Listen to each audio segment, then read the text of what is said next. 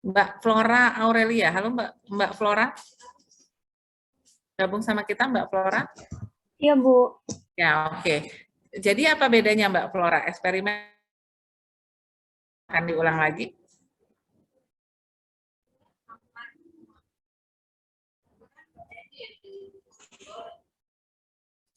Halo, apa itu eksperimen? Tadi apa itu non eksperimen atau observasional?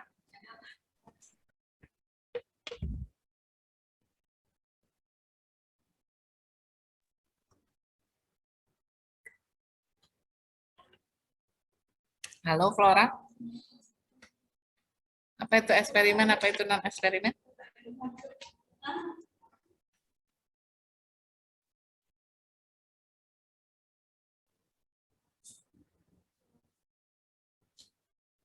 Izin menjawab.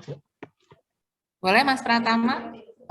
Eksperimen sendiri itu seperti percobaan yang dilakukan secara dijelaskan gitu Ibu.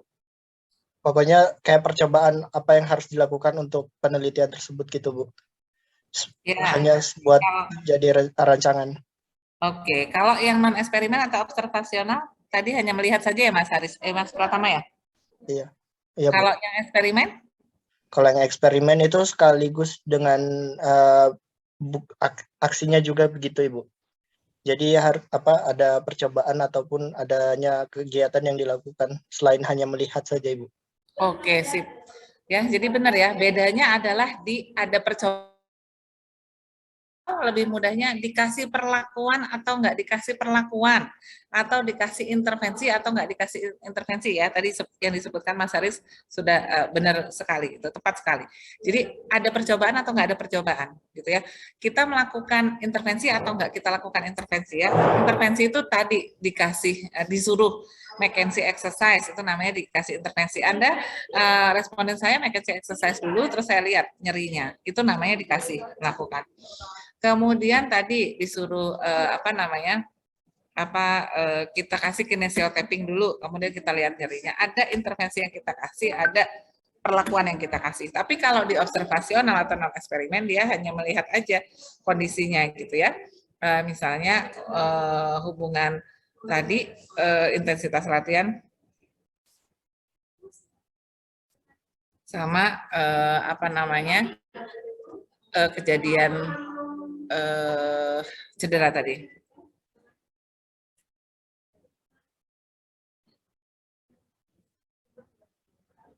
Sampai sini bisa dipahami atau masih ada yang mau didiskusikan?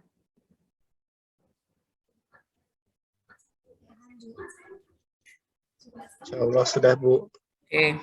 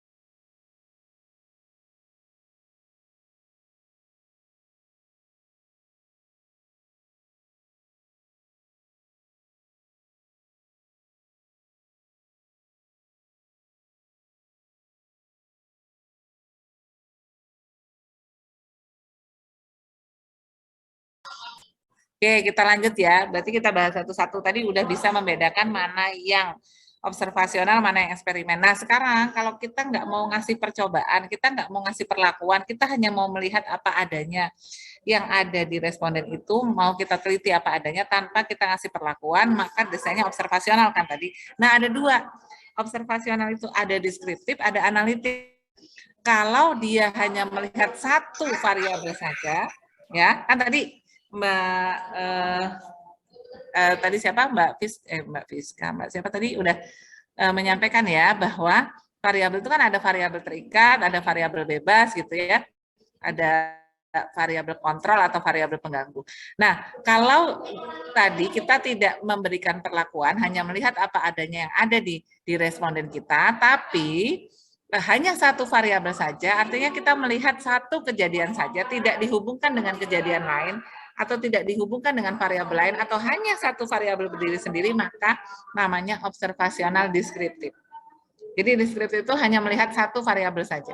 Misalnya tadi ya, orang kan ngelihat judulnya misalnya hubungan intensitas latihan dengan kejadian cedera. Tapi kalau kita hanya mau melihat gambaran kejadian cedera pada atlet sepak bola PSS Sleman misalnya, tidak kita hubungkan apakah cederanya itu karena kurang pemanasan atau karena intensitas latihan atau karena apa kemarin salah satu faktornya kata kalian adalah IMT atau posturnya, kita tidak melihat itu, kita hanya melihat berapa sih gambaran kejadian cedera di PSS Sleman, artinya selama PSS Sleman bertanding berapa kali sih atletnya mengalami cedera, maka itu kita sebutnya deskriptif.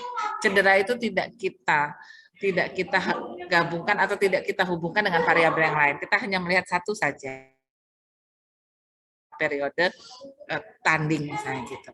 Itu namanya deskriptif. Paham sampai sini teman-teman? Jadi deskriptif hanya menggambarkan satu variabel saja tanpa dihubungkan dengan variabel-variabel yang lain. Bisa dipahami sekarang? Tadi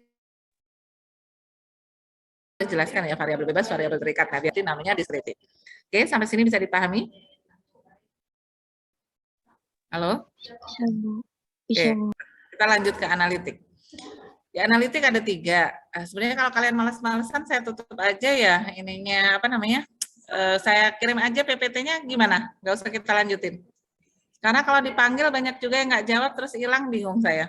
Diajak offline malah saya ditanya ruangannya di mana. Oh iya sekalian. Jadi kalau offline kalian menyiapkan ruangannya, kalian pinjam ke akademik ya. Kalau udah siap ruangannya di mana, terus menghubungi pengampunya gitu untuk ruangannya di mana. Baik, Bu.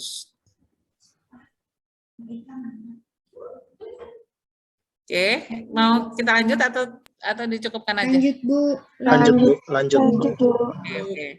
Oke. Yang kedua, kalau tadi deskriptif kita hanya melihat satu variabel saja, yang analitik kita menghubungkan lebih dari satu variabel ya, minimal ada 2 variabel yang kita lihat hubungannya, atau kita lihat perbedaannya, atau kita lihat pengaruhnya gitu ya. Jadi di 2 atau lebih variabel. Jadi kita melihat 2 atau lebih variabel. Jadi tidak berdiri sendiri. Kalau tadi kita kan melihat gambaran kejadian cedera pada atlet PSS Sleman selama periode bertanding 2022 misalnya. Jadi selama tahun 2022 berapa orang sih atlet dari PSS Sleman yang mengalami cedera, cederanya ringan berapa orang, cedera berat berapa orang gitu. Tapi kita tidak ngasih tahu, tidak kita coba hubungkan apakah cederanya karena kurang pemanasan atau cederanya karena misalnya intensitas latihannya yang terlalu latihan terus gitu ya, atau karena kejadian yang lain, itu kita nggak teliti gitu.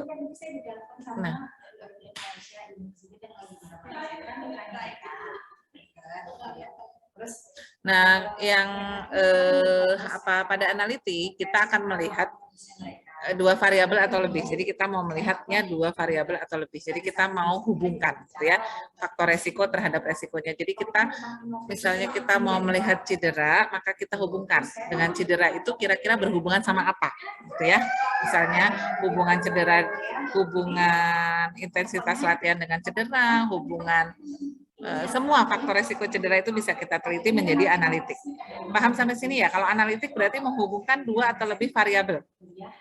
Kalau yang deskriptif hanya memberikan gambaran satu variabel saja.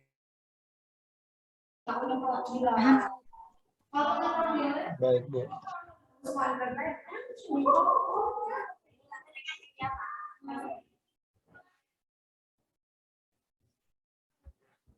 Bisa dipahami sampai sini teman-teman ya? Nah, sekarang kalau kita mau menghubungkan 2 atau lebih variabel, maka ada 3 desain yang bisa kita pilih. Ada desainnya namanya cohort, ada desain namanya case control, dan ada yang nama desainnya adalah cross-sectional. Jadi tadi, kalau kita mau menggambarkan satu variabel saja tanpa memberikan intervensi, maka kita tidak menggunakan tambahan desain lagi. Tapi kalau kita mau menghubungkan dua variabel atau lebih, maka kita memilih desainnya. Untuk menghubungkan dua variabel atau lebih itu ada 3 yang bisa kita pilih.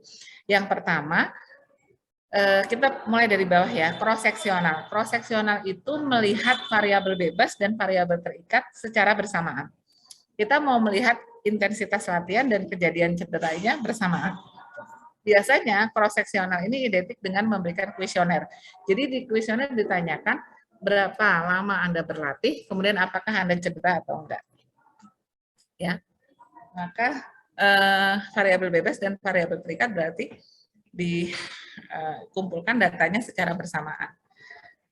Paham sampai sini untuk yang cross-sectional. Jadi kalau cross-sectional identik dengan penelitian-penelitian yang menggunakan kuesioner, kemudian variabel bebasnya sama variabel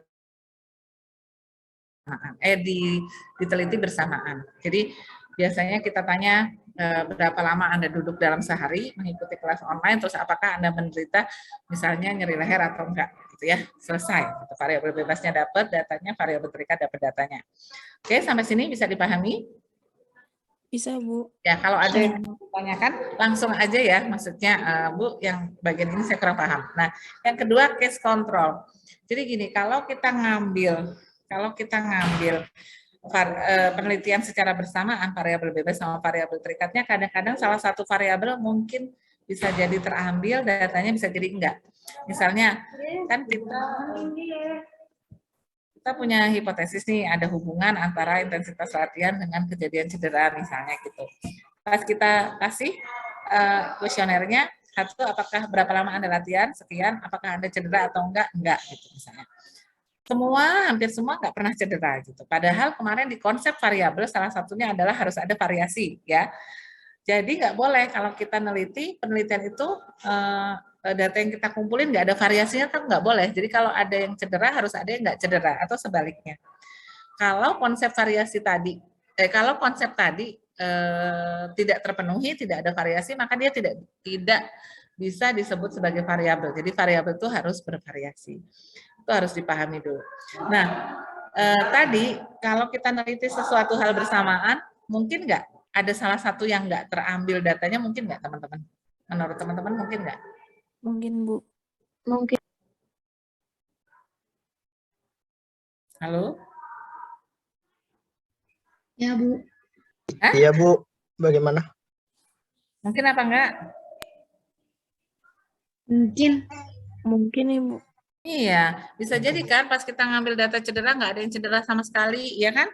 Pas kita ngambil data yang mengalami tension headache nggak ada yang tension headache sama sekali. Ya, kita mengalami sprain ankle kok pas kita ambil langsung kita ambil ditanya saat itu juga nggak ada yang menderita sprain ankle. Maka tidak terpenuhi kan ketentuan umum dari variabel bahwa variabel itu harus ada variasinya. Nah, karena itu jadi kadang-kadang kita bisa memilih desain kedua yang namanya desain case control. Jadi kita sudah pilih dulu nih, misalnya pada lansia kita pilih dulu lansia-lansia yang memang menderita hipertensi atau tekanan darah tinggi, orang-orang yang punya darah tinggi kita. Jadi kalau misalnya kita hubungan aktivitas fisik dengan tekanan darah tinggi pada lansia. Kita datang ke posyandu lansia, kita kasih kuesioner. Berapa umur? Apakah Bapak biasa senam, misalnya apakah Ibu biasa senam, ya atau tidak, aktivitas fisiknya apa aja, kemudian berapa tekanan darahnya. Nanti kalau yang dapat tekanan darahnya semuanya hipertensi semua, nggak ada variasinya, atau sebaliknya nggak. Supaya kita memastikan variabel kita ada variasinya, kita juga bisa memilih desain case control namanya. Jadi kita buat dulu siapa kasusnya, orang yang hipertensi. Jadi kita cari dulu orang yang hipertensi ada berapa, orang yang nggak hipertensi ada berapa. Gitu ya. Jadi kita masuk ke lansia, kita tanya, di sini ada yang hipertensi? Nggak ada. Yang nggak hipertensi ada nggak? Ada. Oke, kita butuh 10 orang. Yang hipertensi ada berapa? Ada 20. Berarti dari 20 kita ambil 10 orang. Kemudian yang nggak hipertensi ada berapa? Ada 10. Oke, berarti yang nggak hipertensi kita ambil 5 orang misalnya gitu ya. Jadi kita dapat 5 orang ya. Yang dari 20 yang hipertensi kita ambil 5 orang, dari 10 yang tidak hipertensi kita ambil 5 orang karena kita butuh respondennya 5 orang. Nah, baru kita tanya masing-masing, baik yang hipertensi maupun yang tidak hipertensi, kita tanya bagaimana aktivitas fisiknya selama ini gitu ya. Sehingga dengan kita mengambil desain case control, kita tidak kehilangan konsep variabel, kita tidak kehilangan variasinya karena variasinya udah kita buat. Kita langsung buat nih, kita langsung pilih nih. Orang yang hipertensi kita pilih 5, kita ambil 5, orang yang nggak hipertensi kita ambil 5 supaya semuanya keambil gitu. Paham sampai sini yang case control? Jadi membuat desain penelitian dengan membagi berdasarkan kelompok kasus dan kontrol ya, yang hipertensi menjadi kelompok kasus, yang tidak hipertensi menjadi kelompok kontrol, yang kemudian baru kita lihat faktor resikonya, aktivitas fisiknya selama ini apa. Paham sampai sini case control?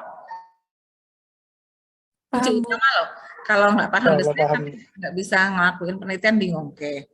Yang kedua kohort. Nah, kalau kohort ini, jadi kita nanti satu slide aja udah cukup, asal kalian paham satu slide udah cukup. Slide yang lain hanya memperkuat aja satu-satu. Jadi yang analitik yang pertama ya adalah kohort ya. Kohort itu penelitian dengan pendekatan time series ya, atau pendekatan waktu nih ya, kohort ya. Kohort itu pendekatan waktu. Jadi dia mengikuti waktunya ke depan atau ke belakang gitu ya. Jadi studi kohort itu adalah sebuah studi penelitian dengan melakukan pendekatan waktu untuk melihat resiko faktor resiko terhadap resikonya. Jadi gini, kalau kita mau melihat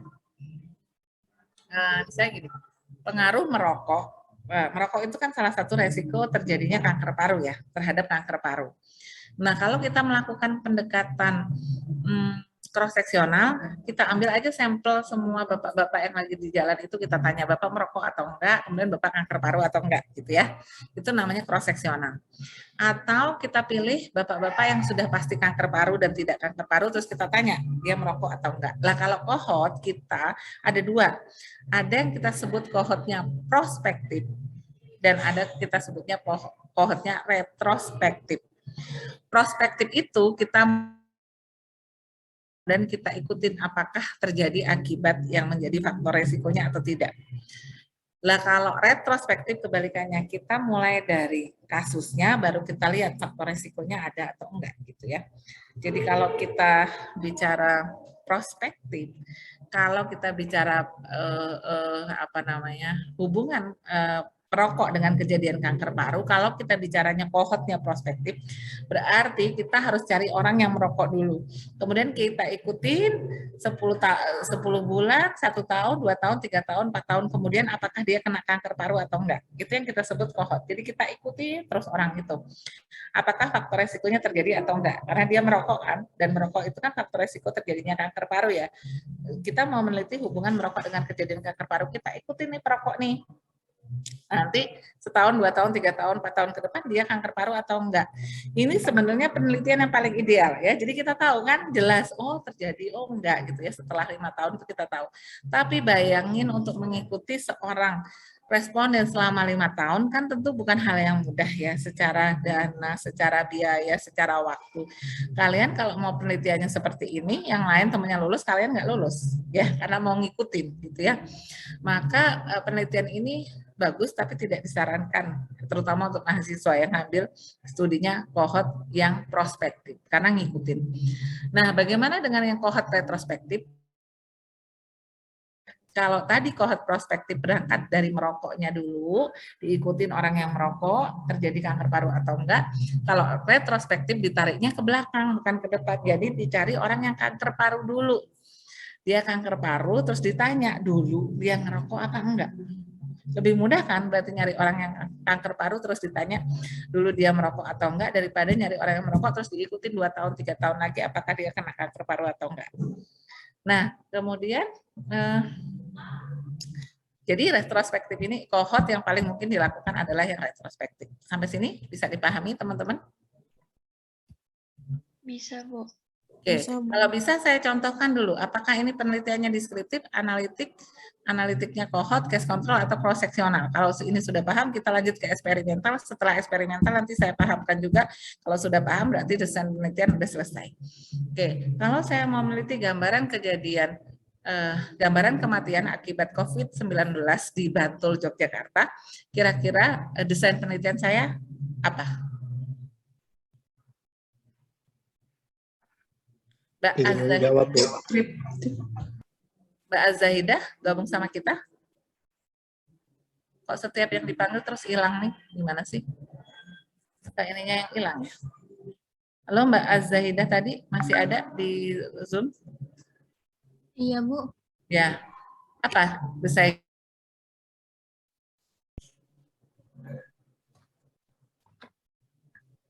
Gimana, Bu, pertanyaannya, Bu?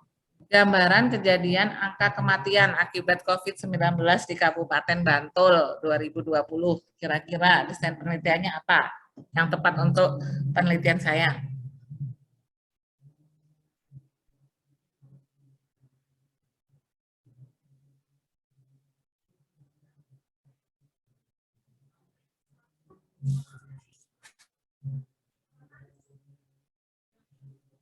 Izin menjawab, Ibu.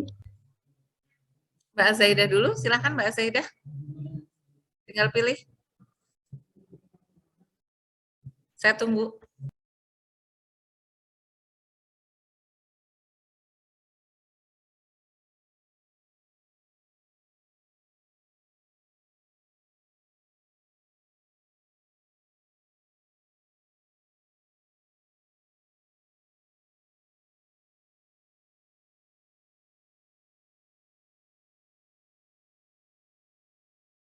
Deskriptif, Bu.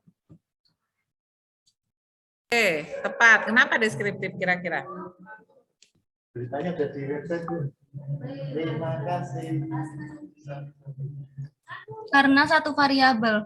Iya, betul. Karena dia satu variabel, cuma lihat gambaran kejadian kematian. Dia nggak tahu kematian. Dia nggak dihubungkan apakah kematiannya karena apa namanya dia punya komorbid, apakah kematiannya karena usianya, apakah kematiannya karena dia tidak mendapat pertolongan pertama, oksigennya kehabisan gitu ya. Tapi dia hanya ngasih gambaran saja bahwa orang yang meninggal akibat COVID di tahun 2022 segini loh. Makasih ya Mas Adi, udah dirilis sekalian. Gitu. Oke, udah tepat sekali Mbak Azaida. Oke, sekarang saya bikin ini lagi ya, bikin tema penelitian lagi. Saya mau melihat, tolong diperhatikan sekali. Jadi penelitian kedua adalah apa namanya? Hubungan aktivitas fisik dengan kejadian obesitas pada mahasiswa fisioterapi UNISA. Hubungan aktivitas fisik dengan kejadian obesitas pada mahasiswa UNISA. Saya kasih kuesioner ke mahasiswanya, terus saya tanya apa aktivitas fisiknya selama ini, kemudian berapa berat badan dan berapa tinggi badannya, untuk saya tentukan apakah dia obesitas atau enggak. Oke, dari desain ini kira-kira apa yang cocok? Penelitian ini cocoknya menggunakan desain apa? Silahkan. Izin menjawab, Bu. Boleh Mas. Observasi analitik menggunakan metode prosesional. Tepat. Ngajar siang-siang tapi bisa dipahami gitu ya. Jadi observasional analitik dengan metode cross-seksional ya, karena variabel-variabelnya diambil bersamaan. Oke, makasih ya Mas ya. Sudah sip. Oke, dua contoh lagi. Kalau misalnya saya mau melakukan penelitian pengaruh senam diabetes ya terhadap kejadian hubungan atau pola makan ya, hubungan pola makan dengan kejadian hubungan pola makan dengan dengan kejadian diabetes ya pada lansia misalnya gitu. Kemudian saya pilih lansia yang diabetes 10 orang, kemudian yang tidak diabetes 10 orang. Dari 20 orang ini baru saya cek pola makannya, kira-kira desain saya apa? Mbak Hafizah, boleh? Sudah buka? Iya, Bu. Ya, silakan. Analitik bagian case control, Bu. Ya, oke, sip. Oke, kalau udah bagus ya. Saya tidak perlu terangin case control itu apa, berarti Mbak Hafizah udah paham banget. Oke, sekarang kita lanjut. Kalau saya mau meneliti misalnya pengaruh pengaruh Saya malah bingung yang mau bikin soal. Bikin soal pengaruh oh iya. Pemberian ASI eksklusif misalnya dengan kejadian stunting pada anak balita misalnya. Kemudian saya ikutin ibu-ibu yang baru punya balita, dia ngasih ASI eksklusif atau enggak. Kemudian saya lihat 5 tahun lagi apakah anaknya stunting atau enggak. Kira-kira apa sih?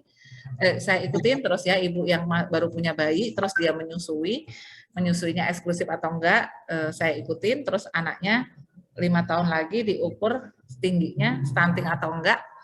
Kira-kira desain penelitian yang cocok buat saya apa? Kohort, Bu. Menjawab, Bu. Ya, kohortnya yang mana? Menjawab, Bu. Kohort. Analitik Kohort, kohort. Bu. Ya, kohortnya yang mana nih? Yang retrospektif? Yang pertama, Prospektif, prospektif, Bu. Nah, yang prospektif. Oke, berarti sudah paham ya. Kalau misalnya anak stuntingnya dulu, ibu-ibu punya anak stunting nih, datang ke posyandu 5 tahun anaknya, pas dicek ternyata anaknya stunting. Terus kita tanya, ibu dulu waktu anak ini baru lahir sampai anak ini umur 6 bulan, ibu kasih ASI atau enggak? Nah, itu desainnya apa? Kohort retrospektif. Iya, kohort retrospektif. Oke, berarti observasional lulus semua ya. Udah paham ya. Desain observasional kalian paham. Oke, sekarang kita masuk ke desain kedua ya. Desain eksperimental yang memberikan intervensi. Ada perlakuan yang kita kasih ke responden kita. Itu namanya eksperimental. Saya kurang satu lagi ya, sebenarnya ada kuasi, dan satu lagi ada yang namanya pre-eksperimen. Sini aja. Jadi ada pre-eksperimen.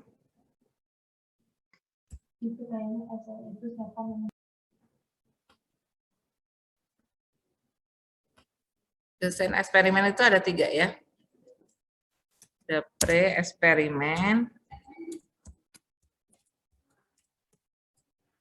ada kuasi eksperimen, ada true eksperimen. Jadi tadi ya kalau kita ngasih intervensi misalnya dikasih McKenzie exercise, jadi apa namanya respondennya suruh melakukan McKenzie exercise, itu namanya eksperimen.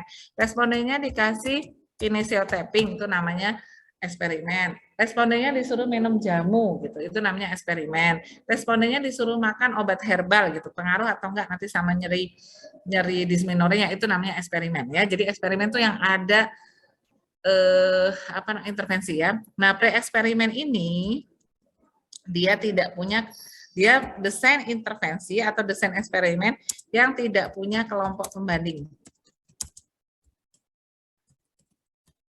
Jadi dia nggak punya pembanding gitu ya. Kalau kuasi sama true punya, ada pembanding ya. Mana web apa sih katanya yang udah masuk? Oh.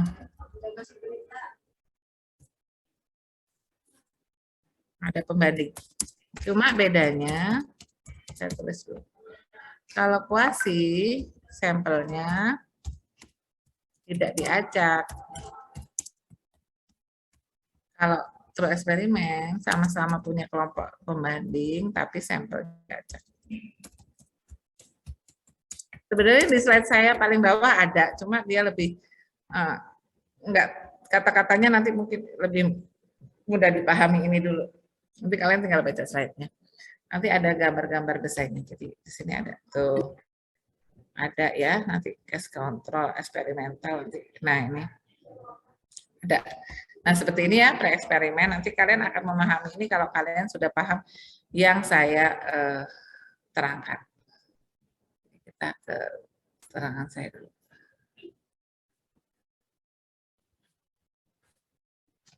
Jadi ada 2 desain eksperimen ya.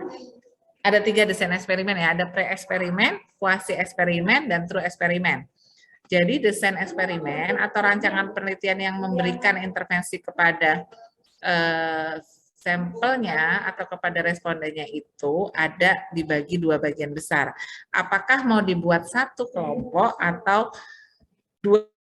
Ibu yang dimaksud satu kelompok, apa yang dimaksud dengan 2 kelompok? Jadi gini, kalau kita mau melihat ya, misalnya gini, kita mau ngasih minum obat diet aja bayangannya ya. pengaruh obat diet terhadap penurunan berat badan ya. Untuk melihat apakah obat diet kita ini manjur atau enggak, kan kita harus melihat penurunan berat badannya. Nah, untuk melihat keberhasilan penurunan berat badannya bisa dengan dua cara. Bisa dengan satu kelompok, orang yang sama kita suruh minum obat diet untuk melihat apakah turun atau enggak. Tentu dia harus diukur dulu berat badannya sebelum dia minum kan. Jadi orang yang sama sebelum dia minum diukur berat badannya, terus dia minum obat diet, habis minum obat diet. Bukan. Kaget. Kayaknya di sana punya tuh.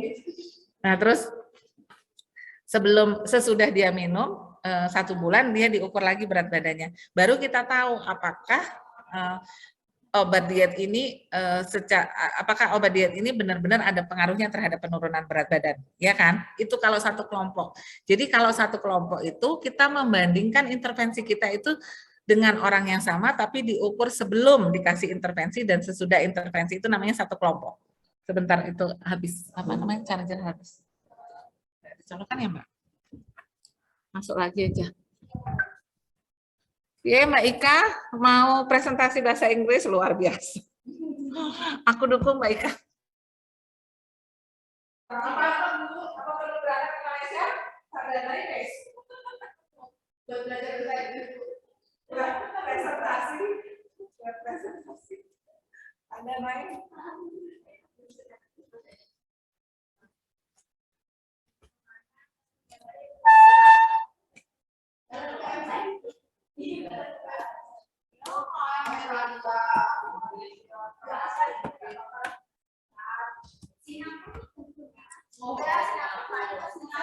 Lah piye Mbak Ika, mangkat nang Singapura apa nang Malaysia milih apa piye wis. Angger presentasi bahasa Inggris. Dikon Pak topik lho.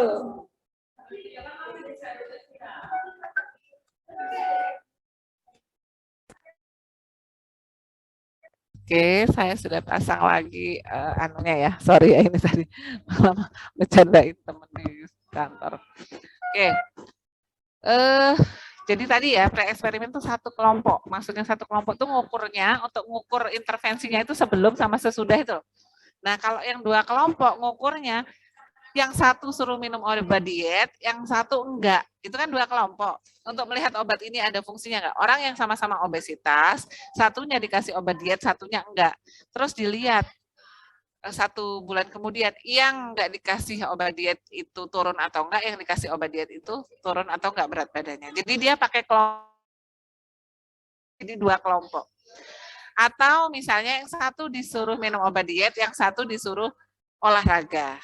Dibandingkan apakah penurunannya sama atau enggak, efektif yang mana gitu. Banyak turunnya yang mana.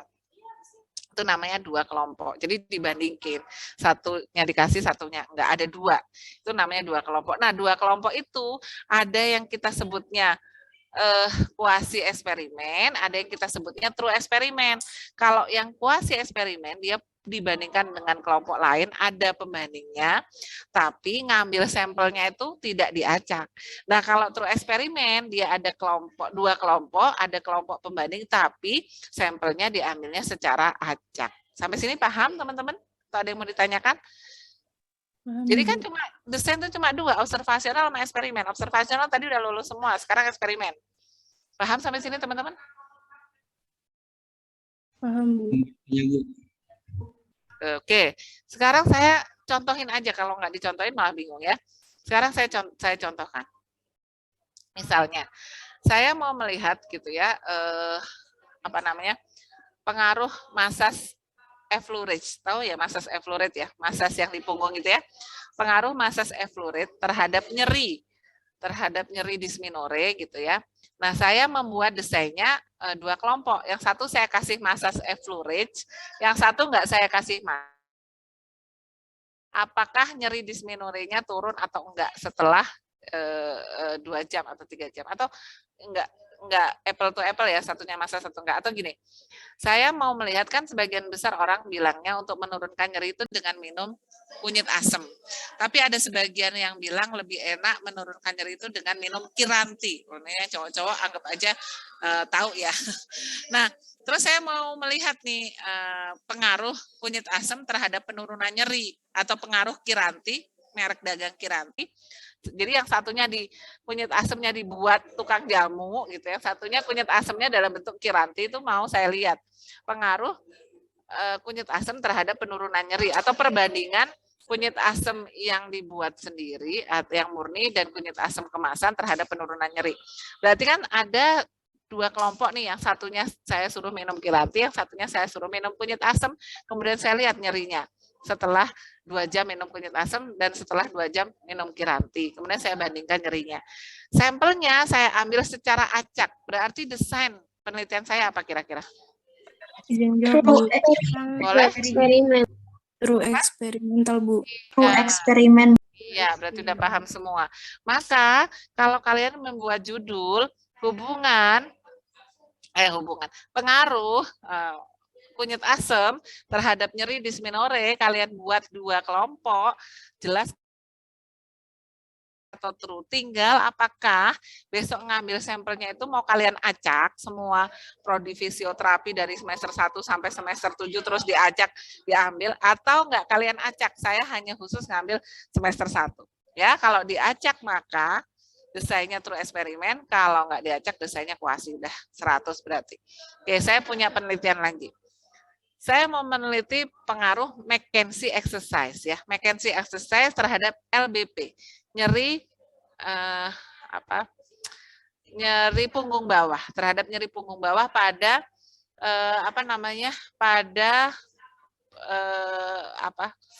penjahit ya. Saya mau lihat McKenzie exercise terhadap nyeri punggung bawah pada penjahit ya, kan dia duduk terus gitu.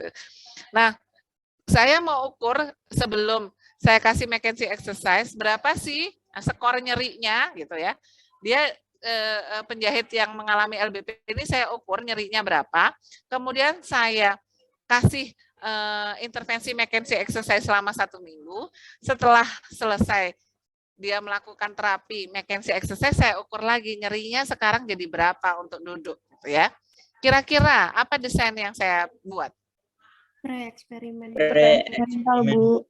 Betul, karena saya melihatnya pada kelompok yang sama. Penjahit yang saya lihat kan orang yang sama yang saya ukur sebelumnya, saya kasih intervensi, kemudian saya ukur lagi. Oke. Saya mau melihat pengaruh senam DM terhadap kadar insulin pada lansia. Ya, pengaruh senam DM terhadap kadar insulin pada lansia. Yang satu kelompok saya suruh diet dan saya suruh senam DM, diet DM gitu ya. Yang satu kelompok saya suruh senam DM, tidak saya suruh senam DM, tidak senam DM, tapi diet tok. Yang satu diet dan senam DM, yang satu diet tok. Kemudian saya lihat perbandingan penurunan kadar insulinnya berapa sih antara 2 kelompok ini. Pengambilan sampelnya enggak saya acak. Kira-kira apa desain penelitian saya? Kuasi eksperimen, Bu. Eksperimen, Bu. Oke, berarti sudah paham. Oke, kalau enggak satu orang deh, ada yang punya gambaran mau bikin penelitian judulnya apa gitu, udah punya judul belum? Kemarin mungkin sudah masuk di kelas kecil terus diminta bikin judul, udah ada yang punya judul? Belum? Kelas kecil belum masuk, Bu. Oh, belum masuk. Oke, saya bikin judul satu lagi deh. Ini semua udah lulus nih, udah tahu semua, tapi coba saya buat satu judul lagi. Kalau ini sudah lulus berarti oke. Kita selesai sampai di sini.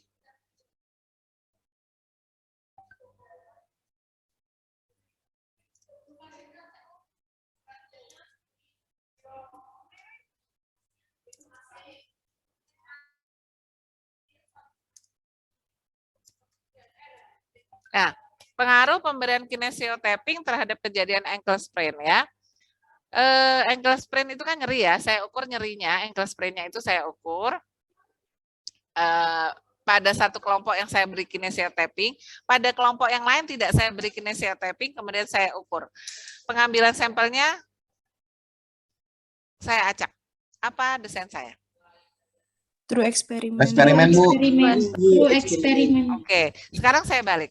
Kalau saya punya judul pengaruh pemberian kinesiotaping terhadap kejadian ankle sprain, tapi saya maunya desain saya pre-eksperimen, bagaimana saya melakukan penelitiannya? Nah, siapa yang mau jawab? Gimana, Bu? Jadi saya punya judul nih, ini judul penelitian saya ya, pengaruh pemberian kinesiotaping terhadap kejadian ankle sprain. Saya maunya desainnya itu pre-eksperimen. Jadi gimana kalau desainnya pre-eksperimen? Apa yang harus saya lakukan untuk membuat desain pre-eksperimen ini pada judul ini?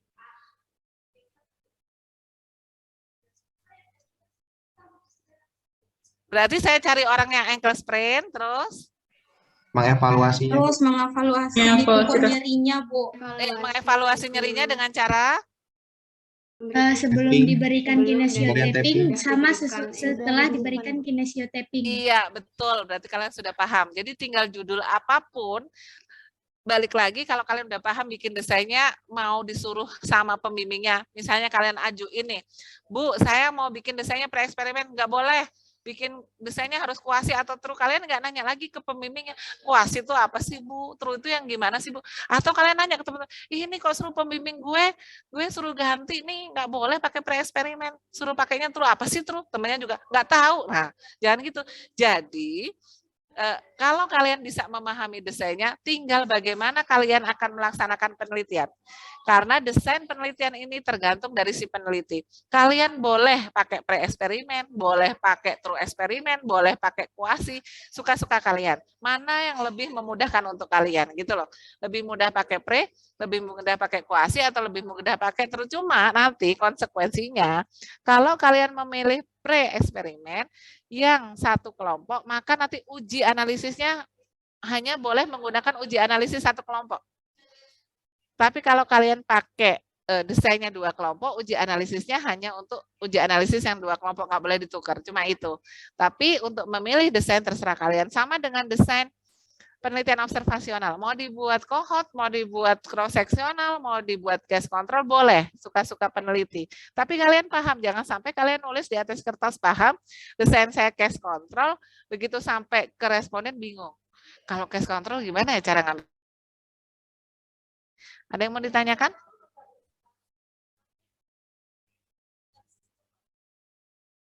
Ada yang mau bertanya, Ibu. Ya, boleh.